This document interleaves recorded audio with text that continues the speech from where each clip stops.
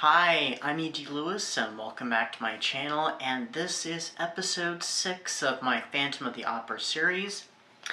So, before we get started, make sure you hit that like, that subscribe button, and that little bell, and you'll get notifications on future videos like this one and others. Maybe even my Dracula review series, and if I ever get back to my Frankenstein series. Who knows, by the time this one goes up, I could already be back on the Frankenstein series. I have no idea. Okay, so this review is on a book that I did talk briefly about back in February, as I read it for the Gothic Hearts Reading Challenge. And it is a fairly recent book. It's only a couple years old now, and it is Music of the Night by Angela J. Ford. It's a Gothic romance / Gothic fantasy story, and it was published in 2021. So here's the little synopsis I have for it. After the death of her father, Arya's only option is to seek refuge at Hightower Castle, home of Count Zorik, a distant relative, and joins his theater group as a dancer.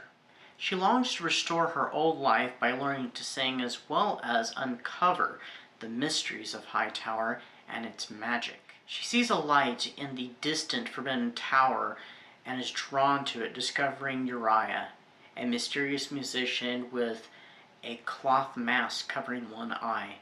As music brings Arya closer to her goal and Uriah, she finds that the magic she is tapped into comes with more than she bargained for. So that's the little synopses for the book, and so this was kind of an interesting book because it weaves two classics together: one a piece of Gothic literature, and one a fairy tale. So it's it's an interesting little marriage of both Phantom of the Opera and Beauty and the Beast, and you can see, not so much in my little synopsis that I have here, but if you read the book, you definitely see the connections, because there is beastly creatures talked about. There is, of course, the element of magic, which I've already spoken about. There's a bargain between Uriah and Arya. And there is, well, let me elaborate on the magic. There's an enchantment, is what I should have said, with the whole thing with the magic. So you definitely have those aspects, and then you have the Phantom of the Opera aspects. The mysterious man wears a mask. He's a musician, and also the lead female character is drawn to him. In Phantom of the Opera, of course, is drawn to him out of curiosity and the deception of him being the quote-unquote angel of music that her father had spoken of before she finds out who he really is. But yeah, it has a lot of connections to both those stories, and it's not something I would normally read because I don't normally read fantasy, but I really enjoyed this, and maybe it was the Gothic aspects to it that helped my interest. But this does fall along with the more modern Gothics, with it having a strong female, but she has a lot of space to learn and develop and grow into an even stronger female character. She still does find herself in distress, but she's very forward-thinking, and she knows what she wants to do and what she wants to accomplish. So we have that. This book is also rather spicy. I'm not sure if it was in February, like late February, or if it was in early March. I'm thinking it was early March.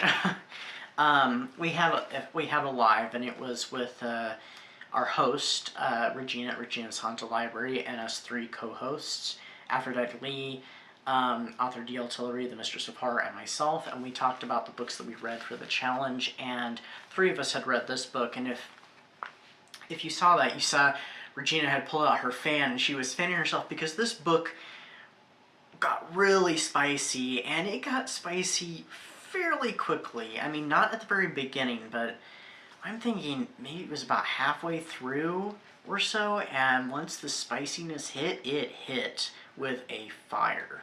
So I even was a little shocked myself, especially some of the descriptions and stuff. It definitely kind of threw me for a little bit. It got pretty hot and heavy pretty quickly, but it was fun, and it worked really well with the story. It was just kind of a shock and surprise. So a little bit of a spoiler there, but oh no, I thought this was a great book. I think this would make a cool, even like a little movie or film. I think that'd be excellent. What did I rate this book? I rated it 4 stars. I thought it was really good, really excellent. I'd be willing to read more in this series because this is book 1 of a series, but I think they're all independent. I don't know if they reference each other or not, but yeah, so there's more gothic fantasy by this author. And I've noticed that gothic fantasy is becoming more of a thing where you'll see fantasy elements thrown into gothic literature and gothic romance. So this is just definitely one of them. And hey, if they're all like this, where they, you know, maybe not the same, but they all work like this, that's great. And I could easily get into this.